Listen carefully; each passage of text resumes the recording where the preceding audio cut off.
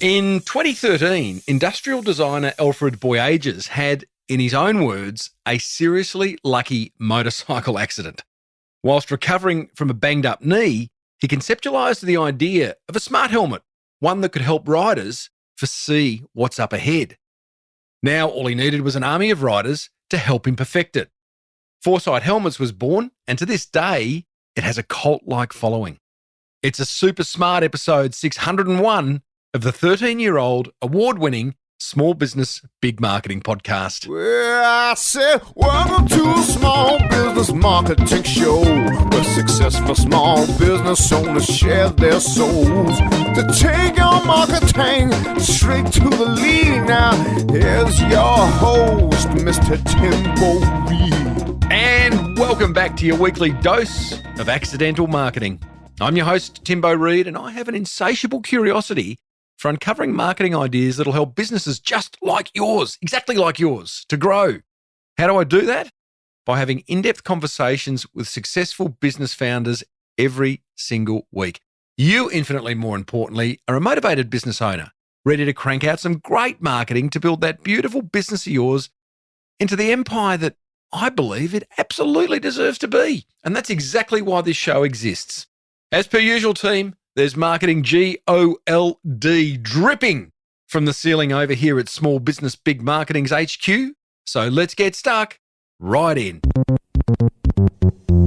Thanks to all of you, and there's many of you, I've got to say, who've called the Small Business Big Marketing hotline over the last couple of years to let the rest of us know how your business is going, or what marketing's working for you, or what you think of the podcast, or all of the above. Just like Grip Socks inventor and past guest, Luke Goodwin did.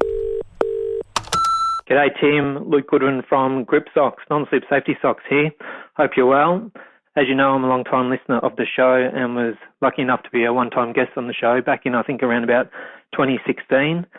Back then I was juggling my physiotherapy business and Pilates studio with my Grip Socks business, a product that I brought out onto the market. When we had a chat, I was thinking about jumping off the tools as a physio and just going full-time with the other business. Well, it took about 5 years to get organised, but I finally, at the start of last year, thought now was the time. So I've gone full-time into the out of the physio into the Grip Socks business. And I have to say it's one of the best decisions I think I've made. I can finally now put a bit more time, into the one business, focus all my energies into that particular market and start to implement probably a lot of things I've learned from your show, things like working on the website, the SEO part of that, running my own Google AdWords campaigns, building a bit of a social media, following on our Facebook page and Instagram, and building a bit of a community that now talks about the Grip Socks product amongst themselves, which has been fantastic. And more recently, we've partnered up with some charity organisations, building some partnerships with them, which has been great for us to help out in the community, but also build a bit more awareness about our Grip Socks product. So just thought I'd give you that bit of an update. Probably above everything else, I think the biggest change has just been from a personal health and wellbeing aspect as a business owner, trying to juggle a lot of things over the last few years. Now that I've just got the one business to focus on, I think just a lot more time for myself and my family has been a huge change, getting into a bit of an exercise routine, being around the kids, getting them off to school and getting them off to all their sporting activities that they do as teenagers now has been a big difference just with the one business. So thanks for all your help. I know there's a lot of business owners out there that have struggled over the last couple of years with the COVID situation. So just wishing them all the best for this coming year. And I look forward to some more great episodes of the podcast. Thanks, Tim. Bye for now. Hey, thank you, Luke, for taking the time again, mate, to contribute to this podcast. What a great story you have. Well done on both the success of Grip Socks, overnight success, 5 years, wasn't it? And also finding the courage to walk away from being a physio and focusing your efforts on doing one thing well. And that's a bit of a consistent theme I see, having interviewed now over 600 successful business owners. When they do step back from all the things that are occupying their mind and energy and resources and focus on the one thing, that one thing really takes off. Not always, but often. If you want to hear Luke's original episode, you can go back to episode 241 on your favourite podcast app, but I'll also put a link in the show notes over at smallbusinessbigmarketing.com/601. Hey, a big thank you to past guest Cynthia Dirren for introducing me to today's guest. Now, like so many brands, industrial designer Alfred Boyages' business was born out of an unfortunate first-hand experience.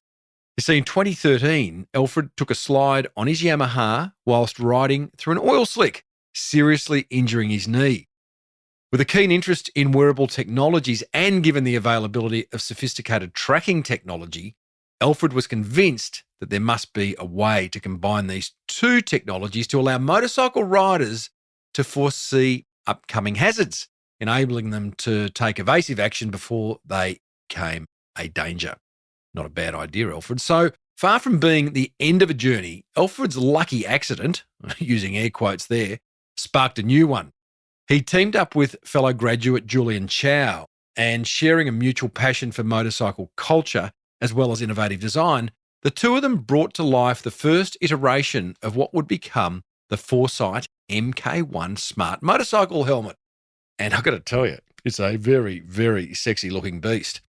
All they needed now was an army of riders to help them perfect it. And they got that in spades, with the Forcite helmet brand now having a cult-like following. Who doesn't want a cult-like following? If you do, you better listen to this interview.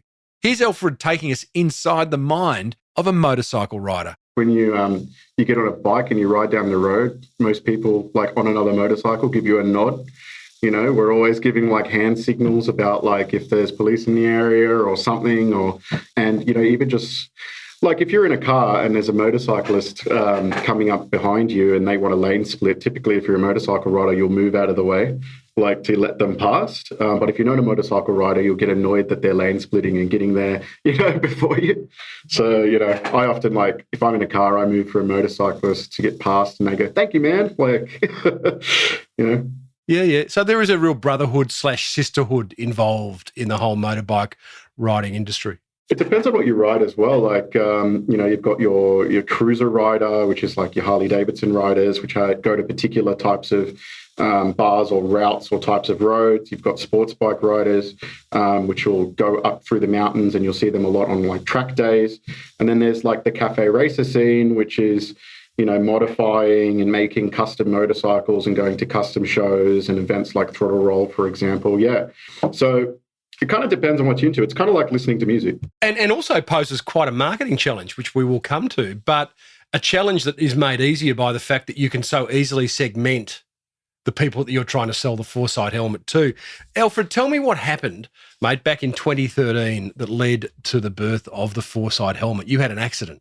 Yeah, that's right. So I was riding to university actually, and I went around a corner in Mascot, and there was oil across the road. And as I rode at the oil, I thought if I sped up a bit, maybe I can go through it.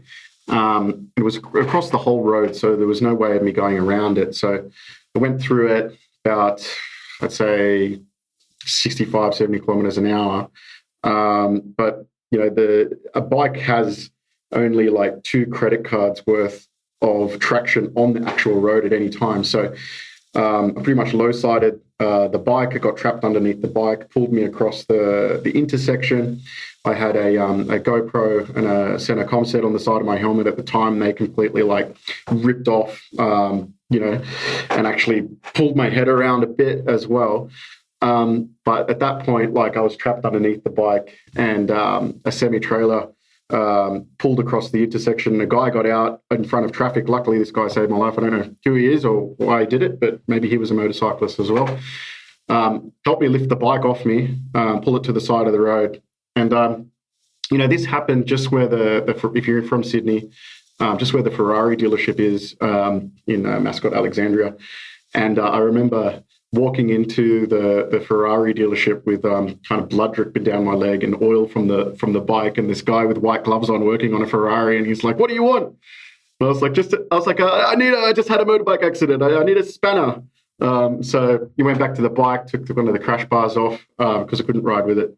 Then pretty much limped the bike home like in excruciating pain in like first gear. And I remember when I got home, my dad was like, "Oh, so you had a motorcycle accident?" And I'm like, "Yeah." And he's like, "You'll be right, mate." And that's pretty much it. Thanks, Dad. Yeah. But like after that point, it was kind of like, these click-on things are pretty dangerous.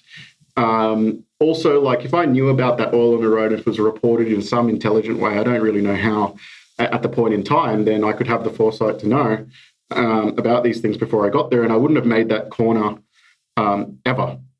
So that's kind of the whole thought around like what we do. So out of that accident came an idea for a smart wearable motorcycle helmet.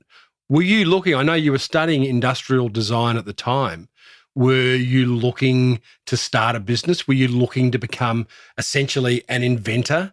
Or did this just kind of force your hand? No, it wasn't actually at all, to be very honest. Like, after the accident, because I was designing funnily enough, a police motorcycle helmet at university. So like prior to the accident, which was about reducing reaction times of police officers in emergency situations and stuff, because there was a lot of motorcycle police at the time.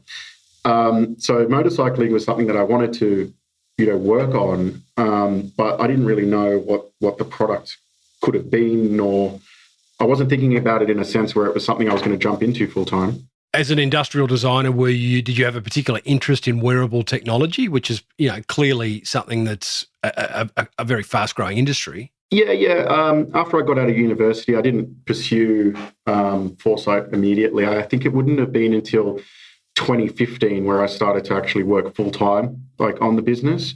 But prior to that, I worked for a few like wearable technology companies, like Intellectual Ventures, for example. Like they commercialize IP into wearable tech as part of their division. So I did some stuff around like fitness wearables.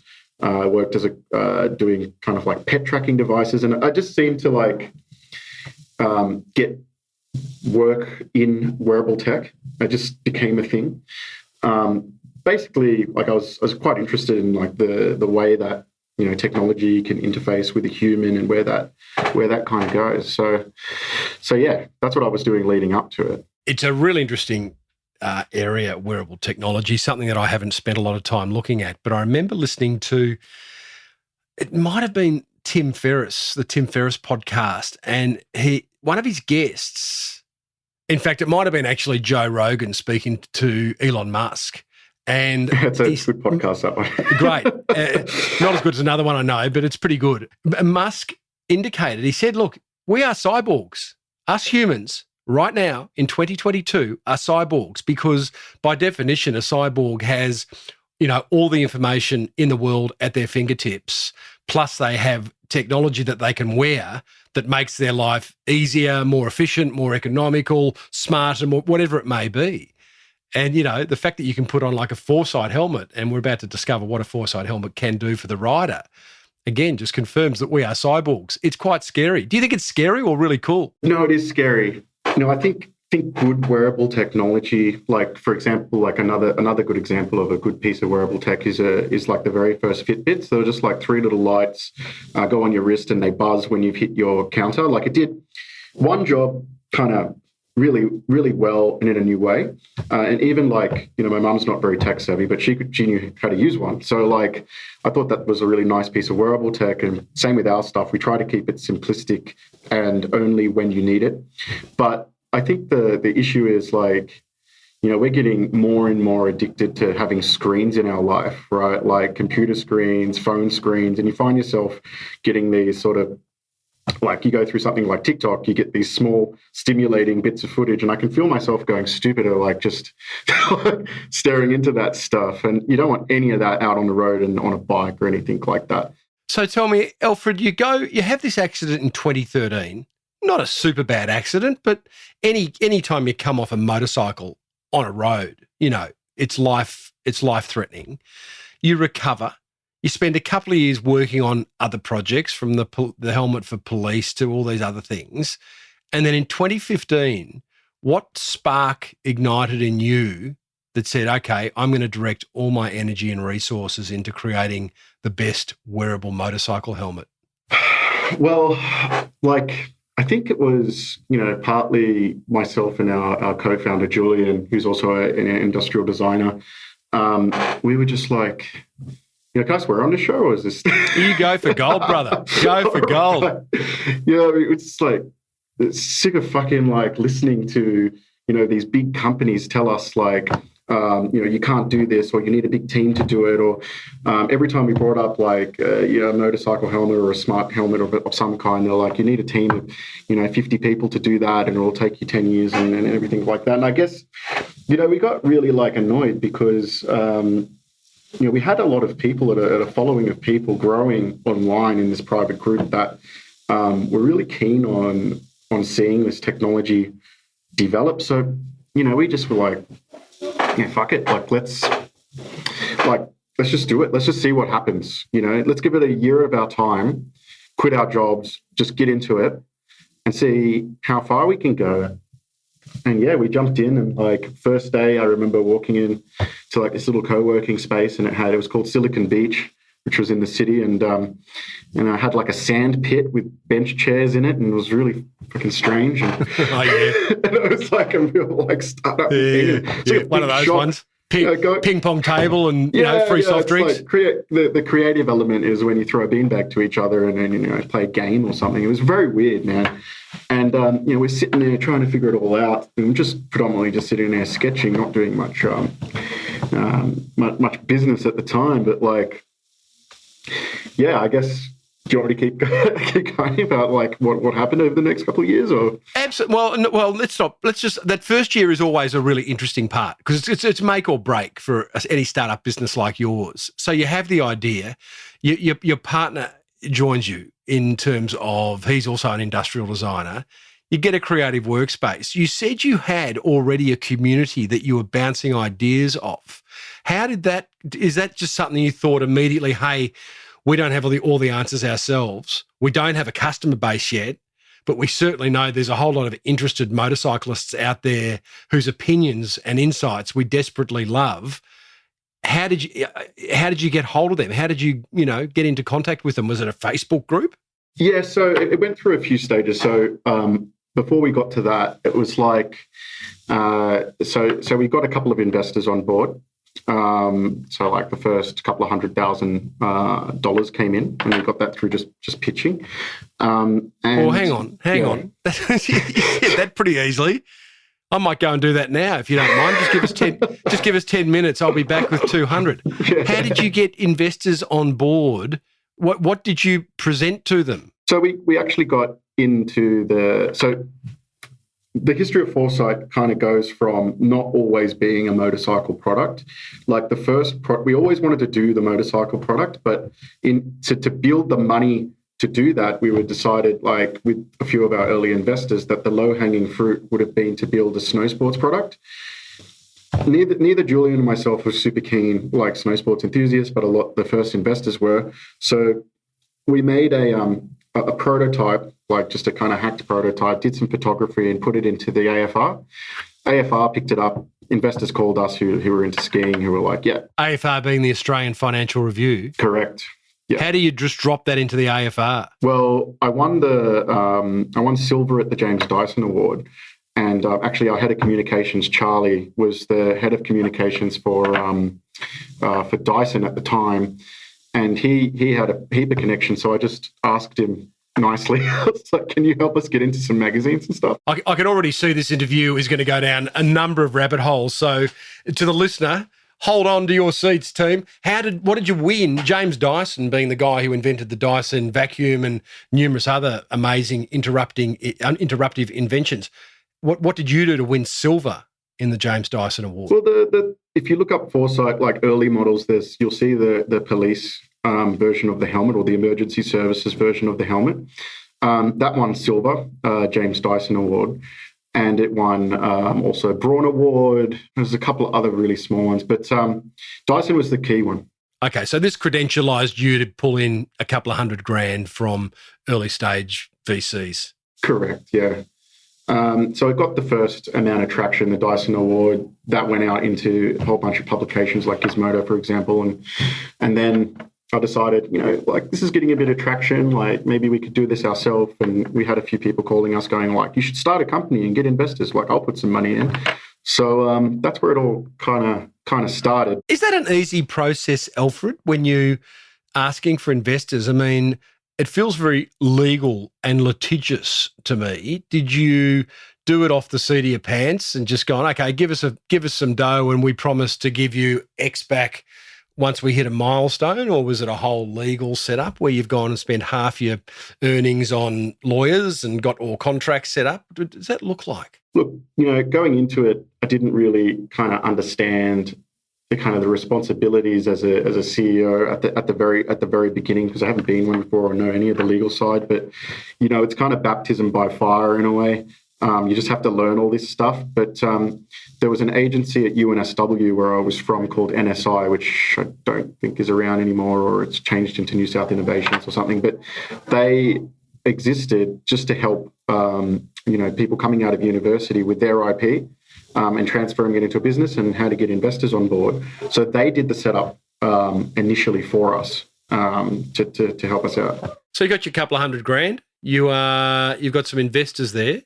You have got a community that you are referring to for insight. Again, what does that community look like? Is it for Facebook group? Where do they live? Yeah, so I started something at the beginning. It was called the Forecite dialogue page, and what it was like, it was just about kind of wearable tech. It was either snow sports, motorcycling, bicycling, like whatever, right? And it was only like 30 or 40 people at the time. Facebook? Yeah, it was Facebook based, private Facebook group.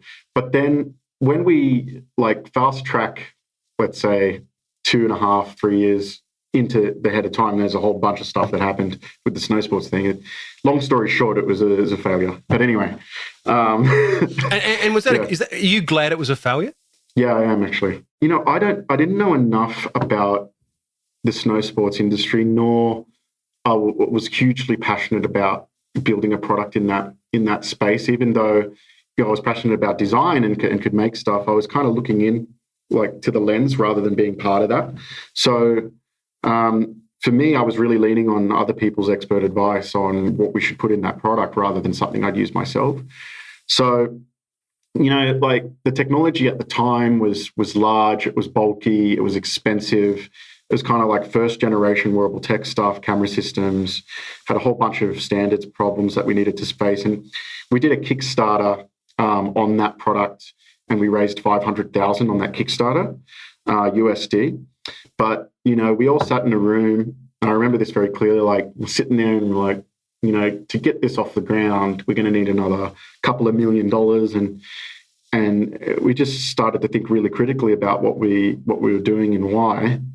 And we decided to refund that $500,000 to everyone in that campaign, which was we have competitors that kind of have taken that money and not delivered anything. We just were in a point where we're we've got to give our life to this product now with these people, and we just weren't there manufacturing-wise and a whole bunch of reasons. Were you obligated to refund that Kickstarter money, or you did it because it was the right thing to do? No, we did it because it was the right thing to do. We weren't obligated to give it back.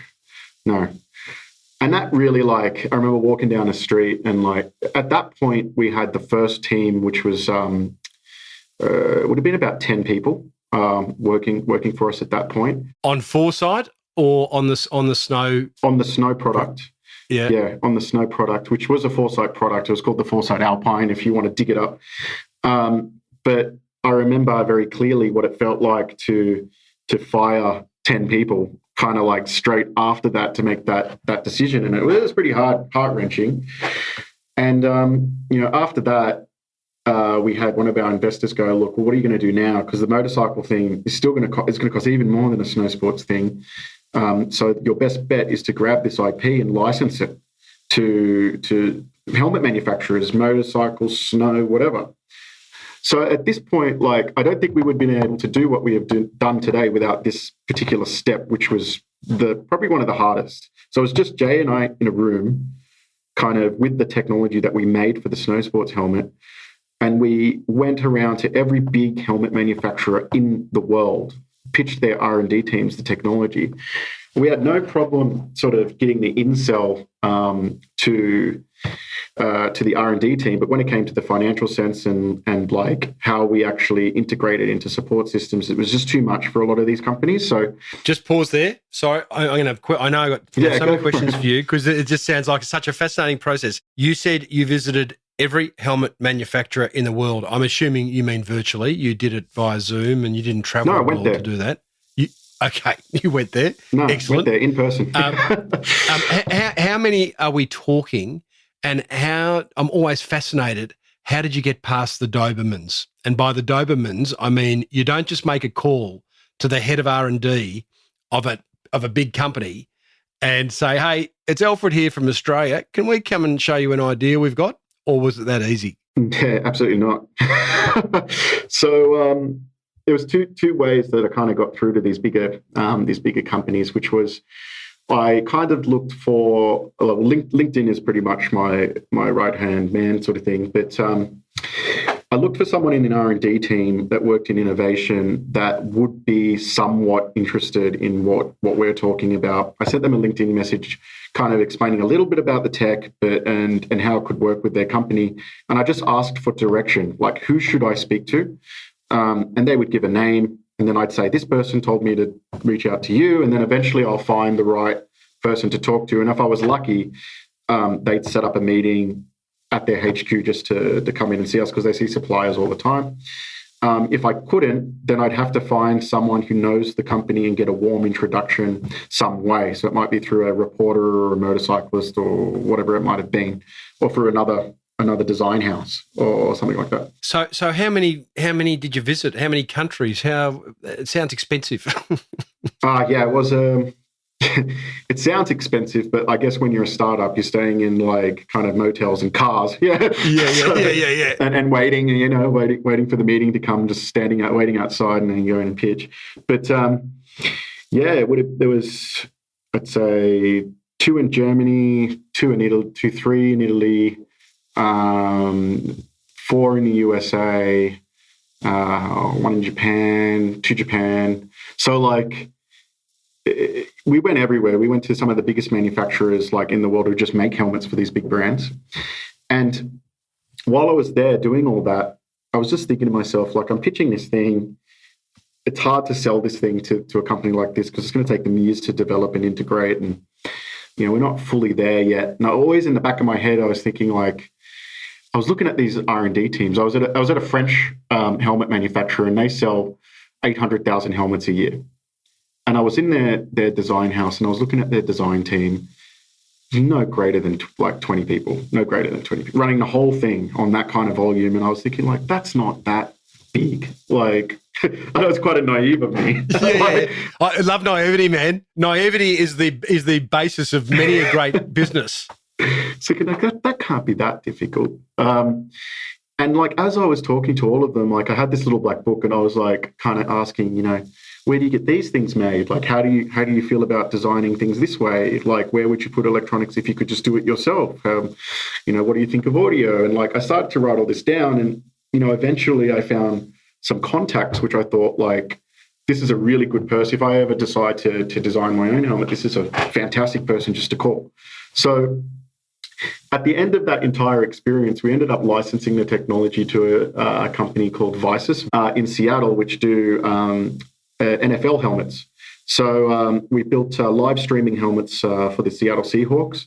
That gave us back a return on our investment, pretty much almost a break even on the R&D that we spent over that year. So what does a live streaming gridiron helmet actually do? Has it got a built-in camera or has it got audio? You hear the coaches? Built-in camera, Wi-Fi system, and then like at the side of the court, at the side of the field, you paddock, whatever it is, you watch kind of the plays from the sideline during training. And I got the pleasure of meeting Russell Wilson over there in the US, and I had no idea what was happening. I know a little bit about Australian football, but American football, I have no idea at all. And apparently it was like a really big deal to like meet this dude and be there, and there was cameras. Who is he? And Russell Wilson's the quarterback for the Seattle Seahawks. I assume that's good.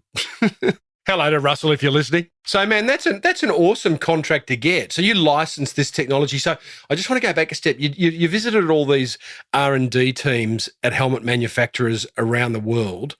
You're starting to take notes and kind of figure out who's who in the zoo and who would be good to refer back to, and probably those who didn't believe in what you had to do.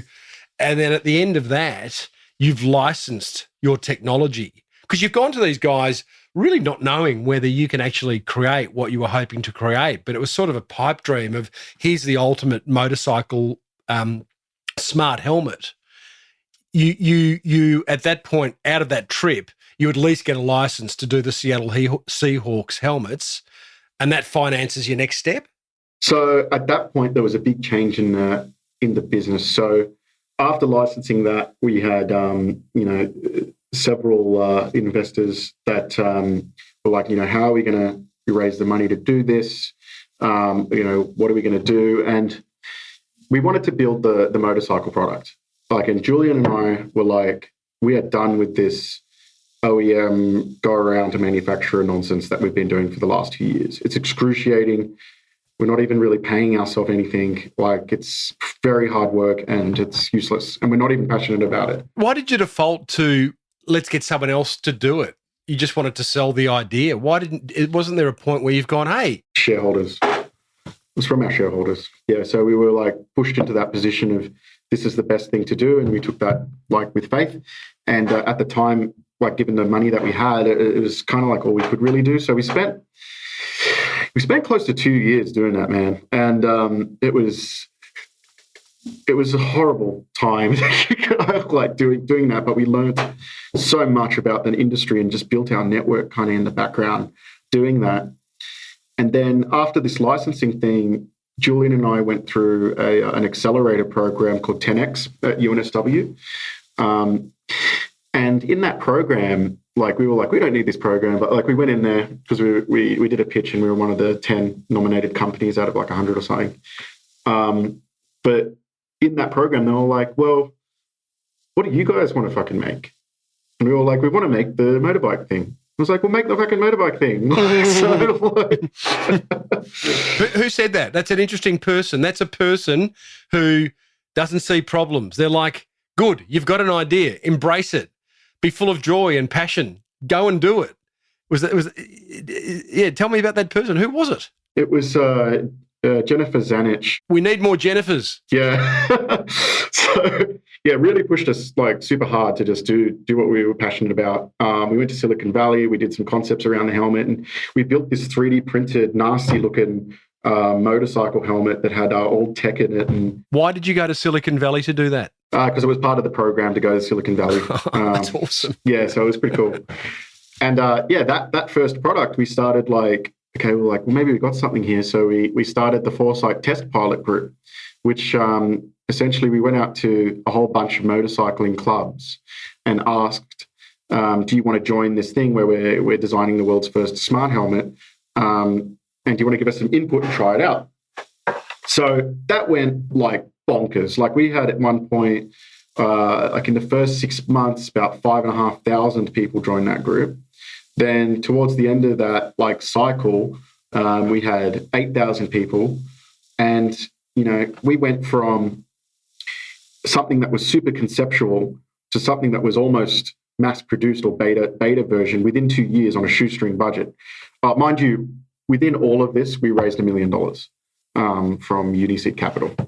So, yeah. Were they one of the existing VCs in first round? That's a new one that came in. And they backed the idea of the motorbike product. They were like, we're not interested in the OEM stuff. We're not interested in any of that.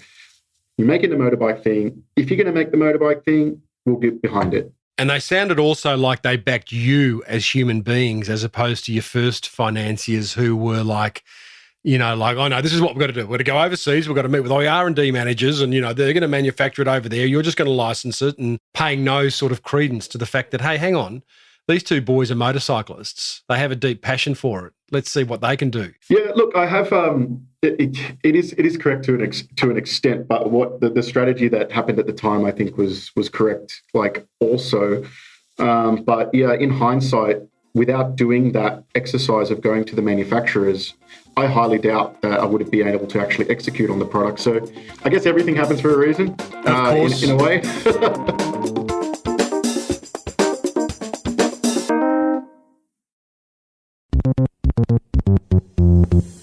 Alfred, you went to these motorcycle clubs. So this is important, I reckon, and this is the meat and three veggies of this interview, I reckon, because what you've been very good at is relying and seeking and sourcing the opinions of those most important to the brand that is in development, i.e. motorcyclists. And you are not scared to knock on doors, and you're not scared to just build that network of strategic partnerships. Knocking on motorcycle clubs sounds a scary venture, but maybe I'm being a bit stereotypical there because, probably some very nice people in those motorcycle clubs. But you go there and because I look at that, I do keynote speaking to chambers of commerce, right? Particularly chambers of commerce. That's my sort of sweet spot. But getting in front of the right person at the Chamber of Commerce who can then make the decision to pay for me to come and speak at their chamber, it's actually not easy. In fact, I even have a speaking agent who does that, and he doesn't find it easy. So how did you get into a motorcycle club and find the right person? They're all volunteers. They're all busy. And be able to recruit their members for your commercial purposes? There's two ways which I did it. The first way I'm not too proud of, which I just went straight up onto the page and posted something, and I had like 100 people come through, and then I deleted the post. And I did it kind of late at night, so the admins wouldn't see, which is the wrong way to do it. But it did get something. But then the second way I did it was actually going to the person who runs the club and saying, look, I'm developing something really cool. I'm not selling anything to anyone. I'm just looking for motorcyclists that can give us feedback and try this new product out before we launch it, and we're Aussie. And they were like, sure, post up, do it. Just send me a bit of text about what you're actually going to post first. Because like you could imagine it as like walking into a cafe, everyone's drinking coffee and talking, and then someone comes in and goes, hey, buy this. Like it's not nice to the club. So, which is what I did originally, which I got absolutely grilled for by a few clubs.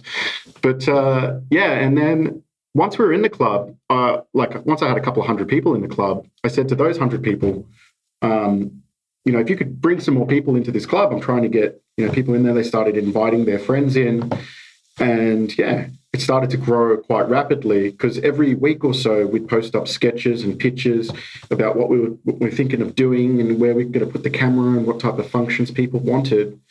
And over that period of 2 years where we built that club, these people became we called them founders in the end, like founders edition customers.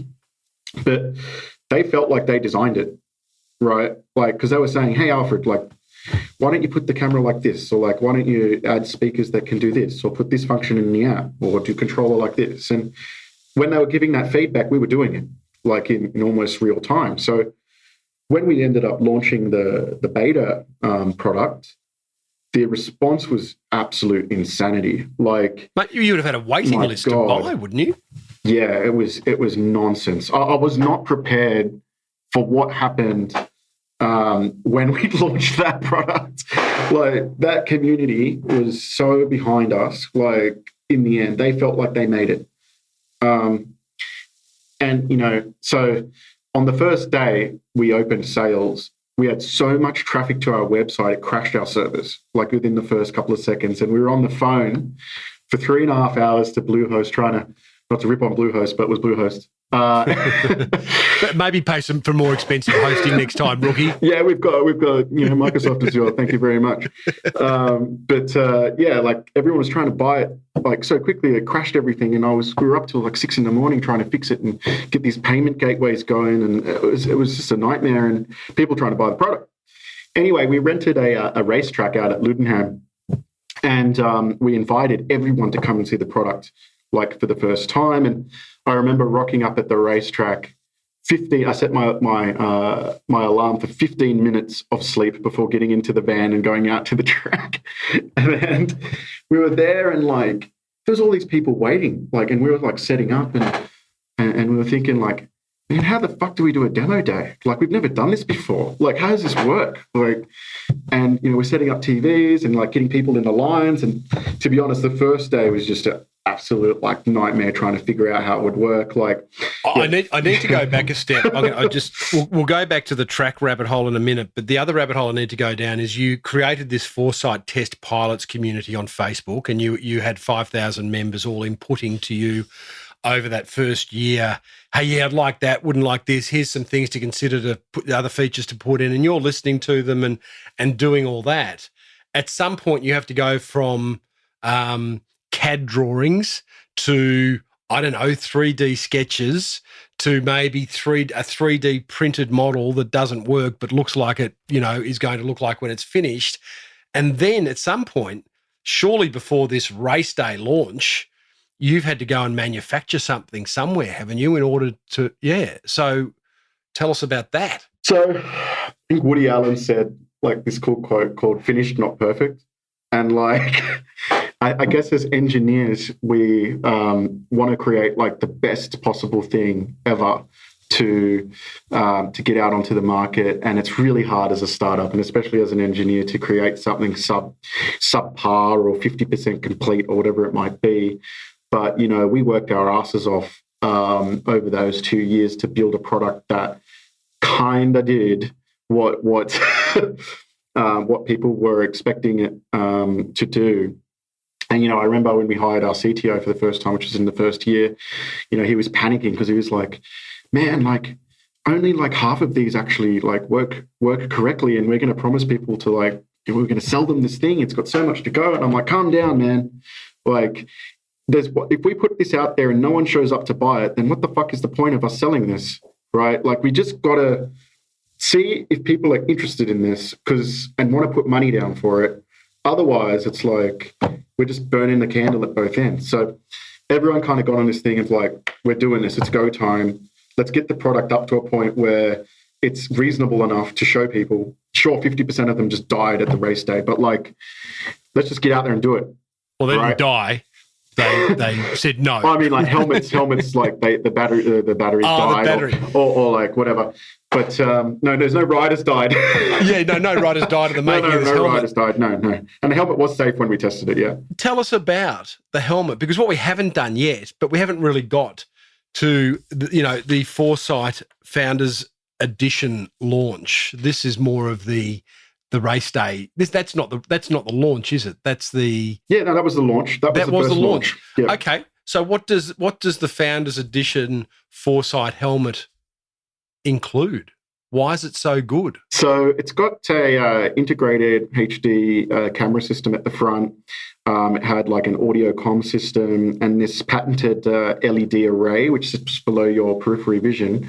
So it's not heads-up display like we have in our cars. It sits below your... No, I worked with augmented reality products for a while, and, they're just too dangerous and distracting for out on the open road. So between ourselves and the community, like, there was, like, little one-liners that popped up every now and then of, like, why don't you just do, like, a light that tells you to turn left or turn right rather than a graphic? Or, like, wouldn't it be cool if it told you, like, a speed camera just with a flash? And, like, it started to become a pattern of people kind of asking for just a basic thing. And when we made the LED array, it was kind of like Knight Rider versus Iron Man. But we brought that out and we did a demo. So you put the helmet on, it runs you through all the different alerts that it does and how it works with the LED array. And that's what we did at the demo day. And we let people ride around with it and record from the camera, etc. And people were blown away by, like, the actual demo style experience. So, yeah. And off the back of that, you go, I think we're onto something here. Yeah, how many did you sell? You sold out, right? Our first day, we sold 800 units. On the second day, we sold, I'd say, another 80. But the only reason we didn't sell the full 1,000 in that first 24 hours or so was because we promised people that we would go all around to Australia so they can see the helmet firsthand. Right. And for the first time ever, as smart helmet goes, we were the first company in the world to put our money where our mouth is with a smart helmet product and show people, like, the actual product. And people waited for that, as we went around. So, like, I remember we were in Canberra Motorcycles, and we had people in tents outside waiting to see the product. It was just, it was like a band going on a tour. There's a lot to be learnt from what you're sharing in the sense of building community and bringing that community inside the tent, so to speak, and really asking for their insights and implementing their insights and giving them ownership. You have a head start, I think, because you're a motorcyclist, like I was asking up front, is an unusual beast in that they are very passionate and often an enthusiast.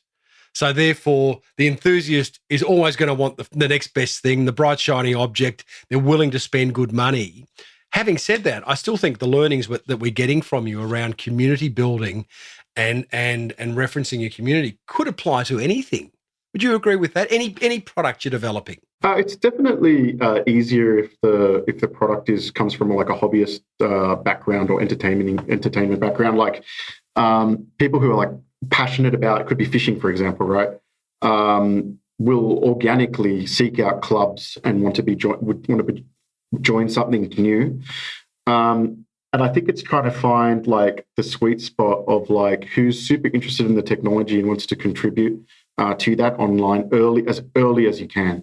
Because, I know many startups that have built technology kind of behind closed doors and, going back to that finish not perfect thing, but didn't show it to anybody but their best friend who says it's awesome, their mum and dad who are like, yeah, keep going, it's sick. Yeah. And then they're always going to say yes. And they're always going to say, yeah, it's great. Yeah. It's not a good research group, friends and family. No, absolutely not. Like, they're always going to tell you the best thing. So, like, if you get a bunch of people that are in that industry that haven't seen this before and have an expectation, you put it in front of them.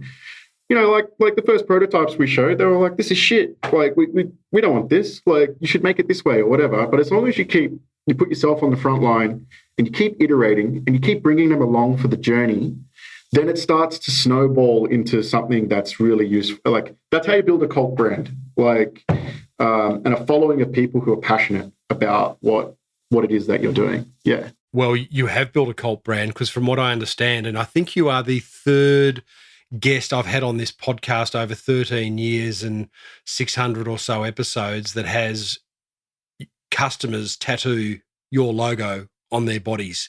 And you've got those, right? Yes.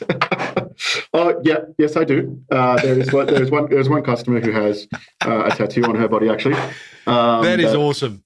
Yeah, and I actually got the Forcite logo tattooed as well, just to, I felt bad that someone else had it, but like, right. Not me. Like, I so reluctantly went and got it. So like now it's stamped on me. So it has to be an awesome success. Otherwise, people are going to ask why I have like, our logo kind of looks like the Rip Curl logo or something. It's like, why I have that surf brand on the back of me or something. Yeah. Is it on your back, is it? Yeah, it's not very big though. It's like right. How big. Not okay. So you get this Founders Edition launch out, and I think there's so much genius to that. You call those test pilots your founders, which really you and Julian are the founders, but you've actually given that title to hundreds and hundreds and hundreds of others, and I think that's brilliant. You start selling them. I watched the unboxing video that you sent me of one of your founders who received his launch edition and was about to embark on a 3-day tour around New South Wales on his motorbike with a friend.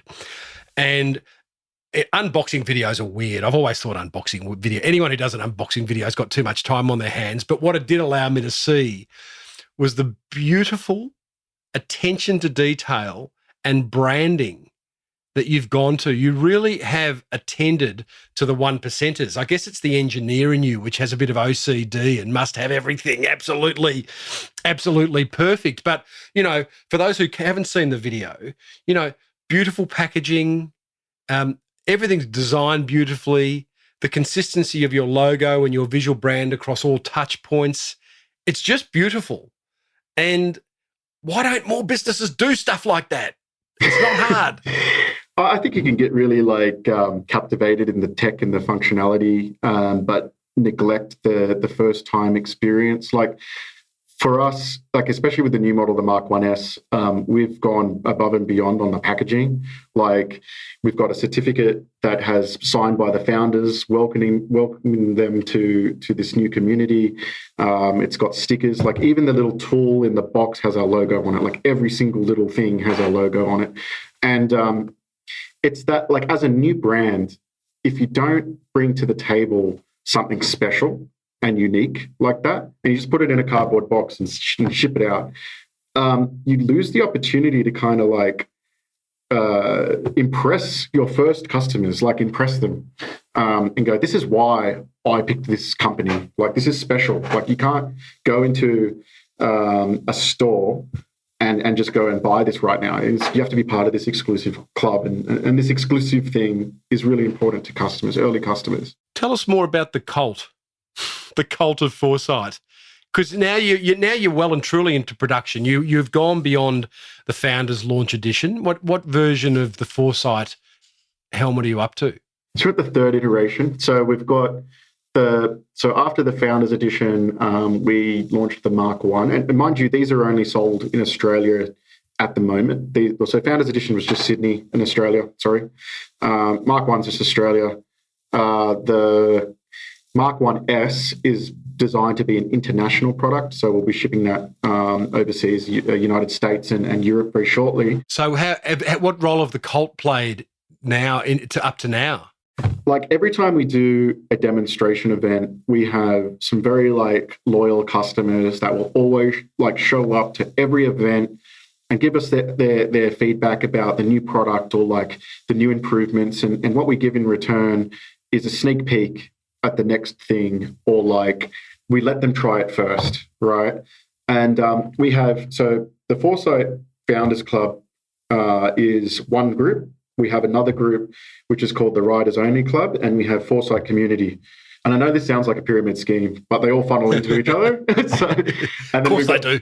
Then we're going into this new thing called the Ambassadors Club, which is like another club. But so it's many layers. So the community page is top of the funnel. So this is people who are just interested in what we do. They don't know anything. And what happens in there is people from the Forcite Riders Only and Founders Club post actively in the community page to new customers and tell them about the product. Wow. So, yeah. So, and then like, we have the power to go into like our own community pages and go, I did this once, I'm not going to do this again. But I said, this guy talked bad about us on YouTube. And they're all like, fuck this guy. And like I had like let's get him. Like Lynch 500, him. The 500 riders jump in the comment section on this guy's page and like give him all dislikes, and it really ruined his page. Like that's like a virtual lynch mob. Yeah, man. Like so much so, this guy made an apology video because it downranked his socials so badly. And our marketing guy was like, why did you do that, dude? These guys, like, they follow you passionately. If you tell them to go and do this thing, they'll go and do it. And I was like, oh, I didn't know that they were going to be that crazy about it. But like, that's how passionate they are about helping us in our brand. So they fight our battles for us online. Like someone will come up and say, this helmet isn't real or something, right? And then you'll have like 50 people jump on and go, I got one. It's great. This is what it does. Next. And it's like having 1,000 chatbots or something, Yeah, it is. Yeah. It must have a significant and positive impact on your marketing spend, because I imagine you'll be spending a lot more on paid marketing, advertising, pay-per-click, SEO, whatever it may be, whereas you've just got this cult of volunteers who are doing it all for you. We do a lot of our selling through demonstrations, events, word of mouth. Our digital marketing spend is fairly low, considering how many people buy the product. In the last month, we've sold 500 Mark 1S models. So, that's pretty good coming out the gate to have 700,000 in revenue first month of sales. And we wouldn't be able to attribute that unless we had a bunch of customers helping us do it, So motorcyclists, it is like a cult in a way. Like if someone buys a product, motorcyclists don't really like being the first people to buy something, but if their mate has one and then they talk to them about it and they're like, this is a good product, you should buy it, then they'll buy it. So that first foundation is critical to growing the brand. Yeah. Have you found diminishing return now over the last few years? I mean, huge amount of excitement when you go out to a group of people, a group of motorcyclists, and say, we're inventing the world's first wearable smart motorcycle helmet. They go, beautiful, I want in. I'd love to give you my feedback, all that. So you get this massive influx. You do it, you deliver, you build an even bigger community. But as the years go on, or even months go on, let's say, are you finding less and less contributions from the cult members, or are they just getting more and more brazen and more excited about what's next? Because it's not as if you buy a motorcycle helmet every year. It's a give and a take. Like, there was a point when we were like in the middle of COVID trying to work out our supply lines, and we really neglected the community. But then, this year we went back to the community, and we're giving them all like a free padding upgrade and visor and all of this sort of thing that we're working on. And they were really grateful. It's like, okay, you're back now. These are all the things that we don't like about the product. Can you fix it for us? And we're like, okay. So we started like going back into that cycle again. And then they started to become enthusiastic again, right? So I guess it's like you got to give to your community. Like, we took them on a ride day where we bought them all breakfast at Dural and recorded videos and shared that. So it's not as simple as like I'm going to just ask them all the time for stuff. It has to be actively engaging, and they get something out of it. Because buying a helmet, like you said, you do that every 2 years or so. But we have customers who are so passionate about our brand, even though they don't need a new helmet, they bought the new one anyway, just to support like our company. And we raised money in the last round. We raised $6 million. But in that round, we did an equitize campaign, which is a crowd-funded equity campaign. We did just over 1.2 million on that. And 99% of that was from our customers asking us, how do we buy a slice of the company? So a lot of them now are actually investors. So, yeah. I'm just looking at past episodes, and I'm trying to figure out the guy's name, Matt Vitale from Birchall. Have you heard of Birchall? I've heard of it, yeah. Yeah, it allows raving fans of businesses to get equity in the micro slices of equity in the business. That's exactly what Equitize does. It's just a different version of it. Yeah. Adventure Crowd's another one. Yeah, gotcha. So what's been the hardest part? It sounds like, it doesn't sound like a dream ride, excuse the pun, Alfred, but it certainly sounds like a fun ride that you've been on to bring the Forcite helmet to market. What's been particularly hard, frustrating, pull the hair out kind of time? Oh man, like, it's one thing to create an awesome product which like people love, and finding your feet under that is extremely difficult. But by far, what's more difficult is just dealing with like the knock-on effects of all the pandemic in supply. Like, we talk to our suppliers daily, and like it goes from hey, we're going to deliver you this next week, and we do all our marketing. We're like, yes, we're going to get them here, and we've already paid for them.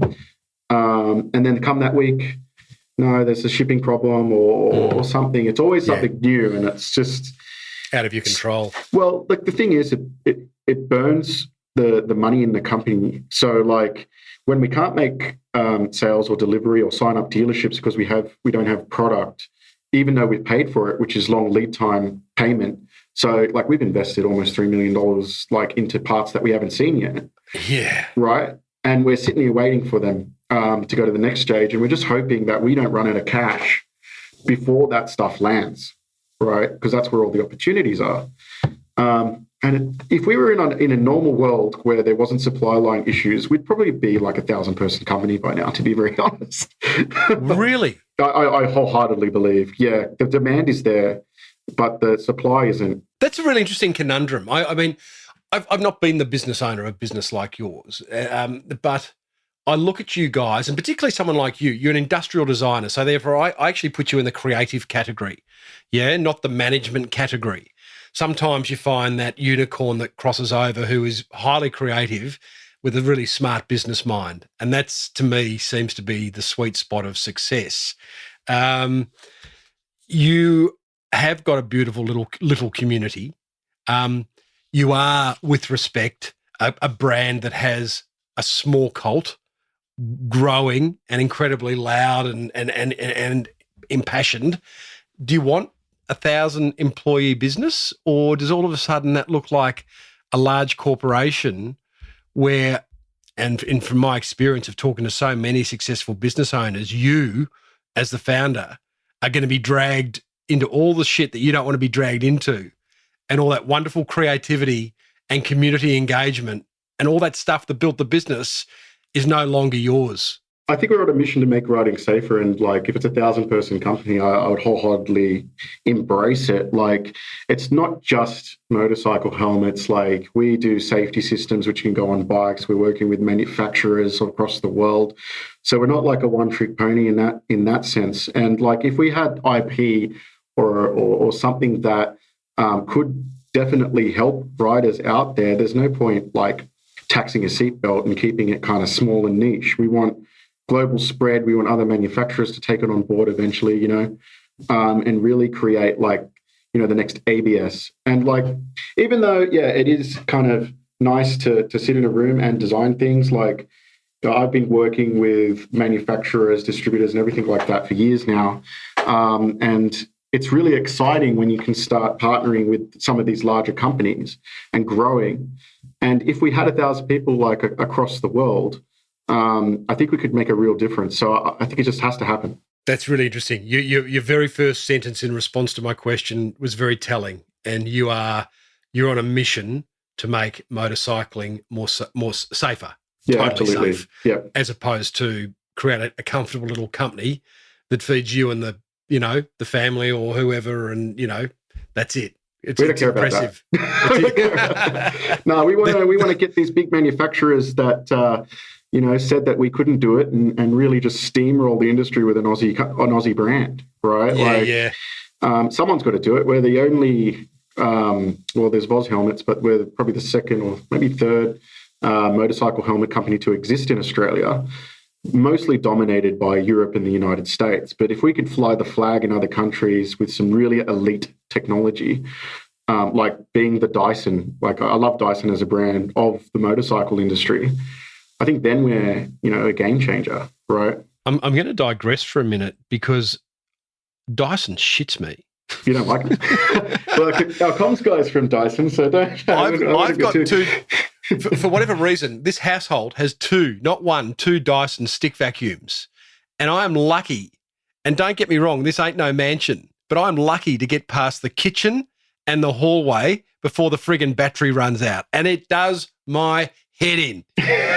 Anyway, I digress, and I would love to get James Dyson on this podcast at some point. What's your favourite invention then? That's a great question. I look at inventions as things that are going to make my life better.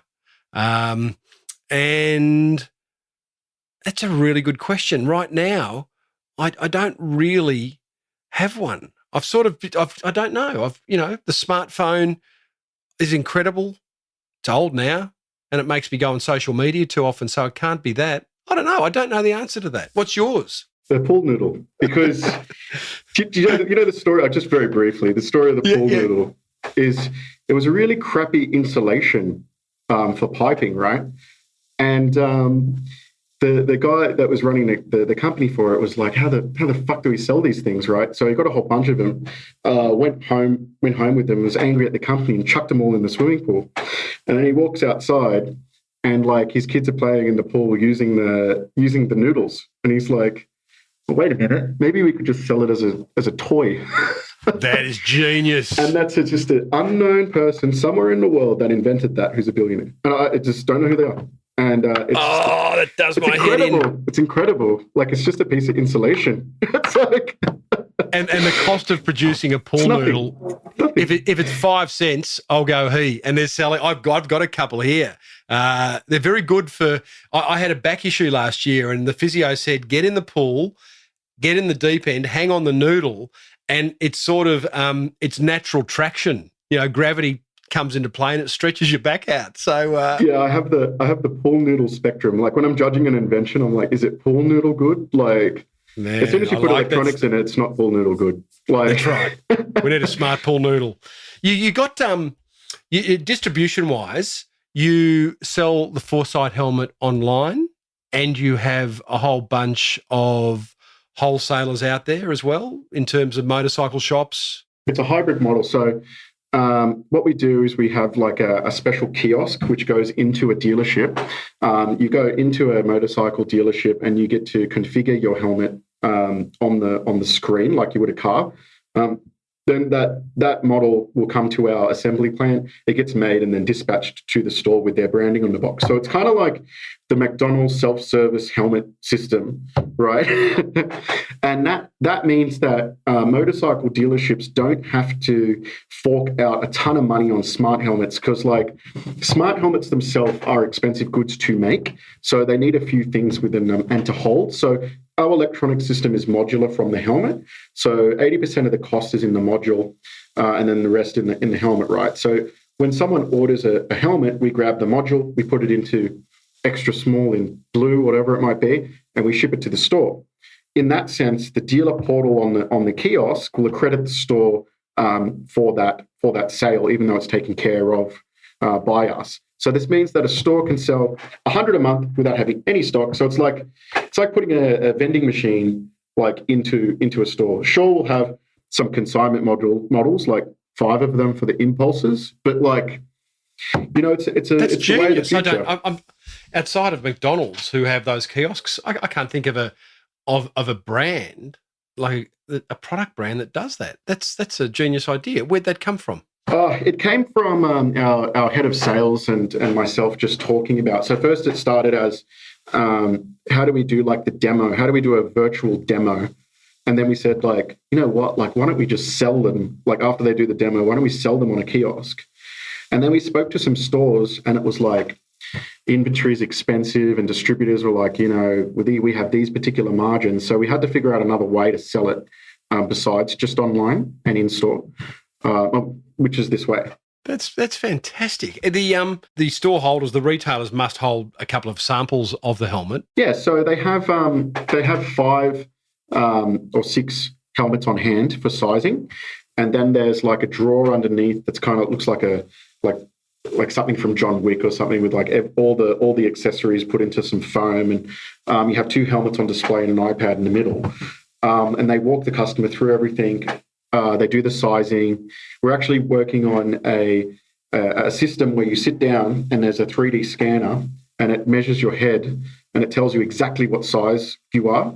Yeah, and then you can order it. Like Foot Locker do for feet. Yeah, that's right. For runners, sneakers. Yeah, that's cool, man. Let's finish up. It is a marketing podcast, and mind you, marketing is everything. Everything is marketing. So all the way along, we've spoken about marketing. Marketing communications-wise, though, getting the Forcite brand out there beyond your community, beyond organic Facebook activity and all that kind of stuff. What's the most effective way you bring in new customers? It has to be like, so demonstration events equal the biggest amount of sales. However, benchmark, I'm a strong believer in benchmark branding. So it's working out like, for example, we're doing a demo event in Melbourne this weekend at Saint CC, which is a motorcycle clothing brand in conjunction with Savic Motorcycles and Scram, which is another brand. So it's like bringing a few brands together in an event definitely helps, because you get the reach of those other brands as well as your own, so you help each other. Like, for example, if we were to release like a clothing line, like we have our helmets in Deus. So if we were to do clothing, we might do a collab with them or something and use their community. And so it's like working out as a startup company what you don't have to do, finding a brand that does do it, and then collaborate with them to leverage. And that's how you build your brand fast. Yeah. Strategic partnerships, amplification, away we go. Using their mailing list, stuff like that. Yeah. Man, it's been a good story. It's such a good story. And thanks a lot, Tim. why there aren't more cult brands out there, I don't really know. And I don't think I've interviewed enough founders of cult brands. I'm one that comes to mind is Arthur Greeno of Chick-fil-A in America. It's the second biggest franchise. He's one of the franchisees. He breaks all the rules, all the franchisor rules, and he goes and breaks Guinness Book of World Records, the largest iced tea, the largest ice cream sundae, and his whole community come in and help him break these records. I think that's about as close as I've got to this kind of notion of your prospects wanting to be totally involved in your business. And I think it's awesome, man. Yeah, it all starts with that concept and getting them involved from day one. Just to finish, wearable technologies, it's a relatively new industry. I mean, it's not decades and decades old, but it's certainly, so it's pretty young. And I imagine where the Forcite helmet is, even in the current day's iteration, is nowhere near what it's going to be in 5 years' time. What does the helmet look like in 5 years' time?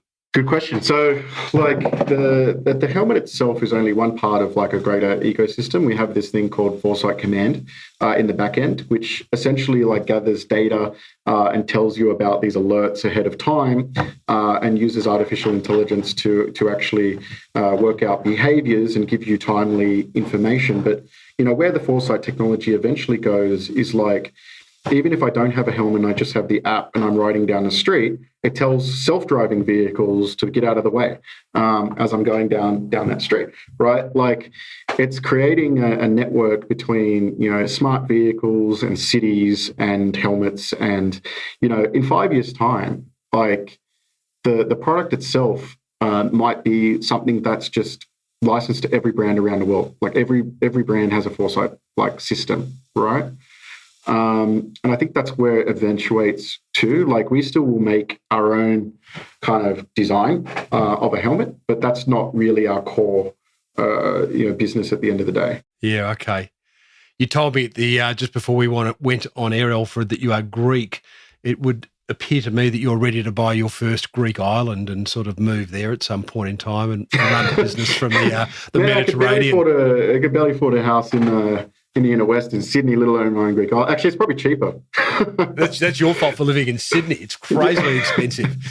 When you say that, I'm sure there's an aha in a ha-ha. Is that because you are reinvesting in the business like 100%, just everything you're making, you're putting back in, because it's probably quite a cash-hungry business? I personally don't earn a huge amount of money. I'm not the highest paid person in the company, and that's by choice. I'd rather take a slice of equity for my pay instead.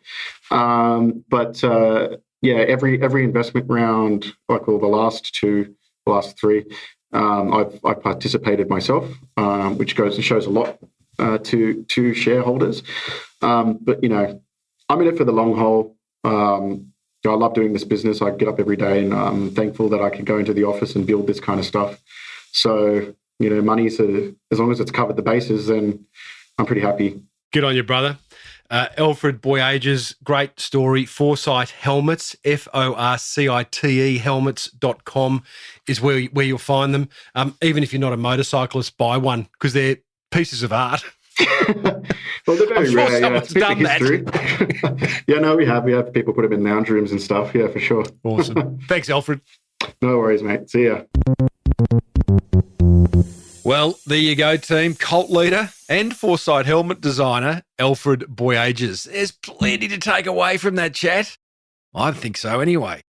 Not the least of which is the idea of taking the time to get and action customer feedback. Nowhere near enough businesses do this. I rant on it a fair bit on this podcast, but I don't think we can rant on it enough. Reach out to your customers.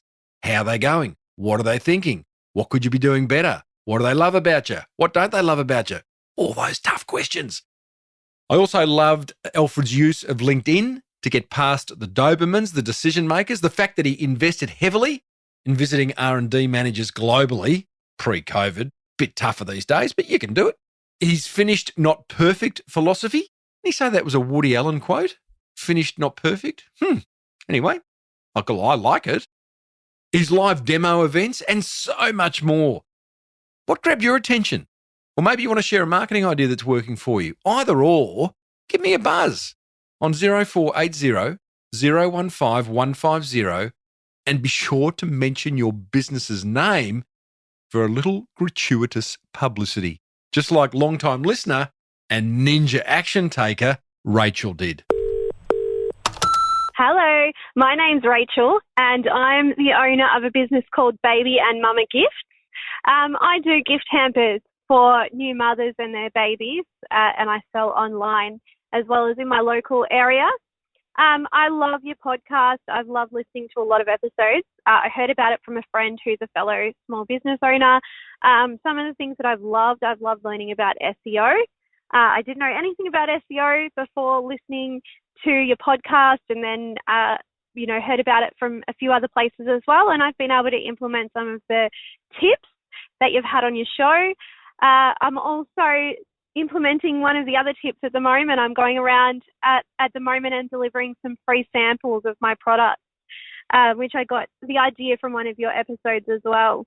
And of course, with the samples, I'm giving out a little discount code and a business card with my website on there. I've really loved listening, and I think every episode has at least one thing that I can use myself, whether it's something to put on my website or something to put with my product or a different way of interacting with customers. There's a lot of information in every single episode. I'm going back through now. I've listened to all the recent ones. I'm going back through now and listening to older episodes. So I'm hoping that over the next few months I can listen to all of the episodes and learn a lot from them, because every single time I get something out of it. Thank you. Rachel, I love your enthusiasm. You're ace. You're why I do this podcast. Like, people like you, you know what I mean?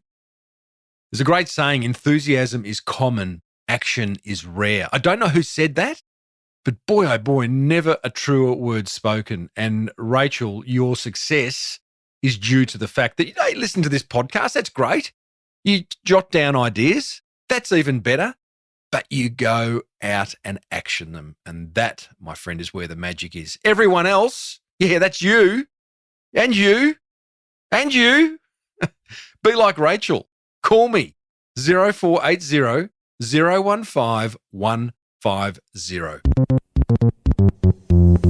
Next week, you and I are going to catch up with Michelle Christo, who is the founder of a fantastic live music, food truck and outdoor entertainment precinct on the Sunshine Coast that almost got wiped out due to an Instagram breach. She came back from the dead, so to speak, from the Instagram dead, and boy, oh boy, is business going well in pretty tough times. If you enjoyed today's episode, be sure to hit the subscribe button on your favourite podcast app, where you will also find 600 more chats with successful business founders. If you'd like to create some helpful marketing or learn how to create some helpful marketing, buy my book, The Boomerang Effect, over at smallbusinessbigmarketing.com. And as per usual, this show was stitched together by editor extraordinaire, Alex Amster. Thanks, Alex. The music being written, sung and produced by Hammond organ aficionado, Lockie Dolly, and made possible by the good people at Dell and Studio One Designs, who genuinely care about us small business owners. So please check them out. That would sort of help my little podcast along if you just did that. That'd be awesome. Hey, thank you for tuning in. May your marketing be the absolute best marketing. Bye for now.